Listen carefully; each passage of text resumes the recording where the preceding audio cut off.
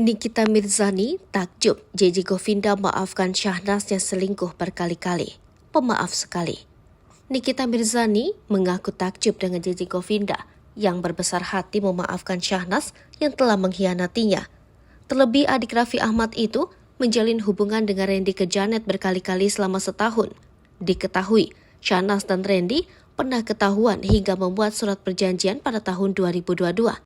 Namun, keduanya tetap mengulangi kesalahan mereka meski sudah dimaafkan oleh JJ Govinda dan Lady Nayoan. Kini, Lady Nayoan sudah bisa memaafkan Randy hingga memutuskan untuk berpisah, sedangkan JJ memaafkan dan menerima Syahnas. Sikap JJ itu pun membuat Nikita Mirzani takjub terhadapnya.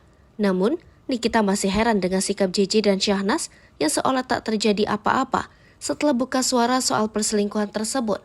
Padahal, perselingkuhan adik Raffi Ahmad itu dengan Randy berlangsung cukup lama. Kemudian, Yonglex mengatakan pendapatnya soal hubungan keduanya. Menurutnya kemungkinan Syahnas dengan Randy dan Lady sudah berdamai. Menurut Nikita tak segampang itu memaafkan perselingkuhan pasangan. Nikita Mirzani mencurigai apa yang dilakukan keduanya saat menjalin hubungan gelap tersebut. Kan gak mungkin cuma pegang-pegang gini doang, kata Nikita Mirzani.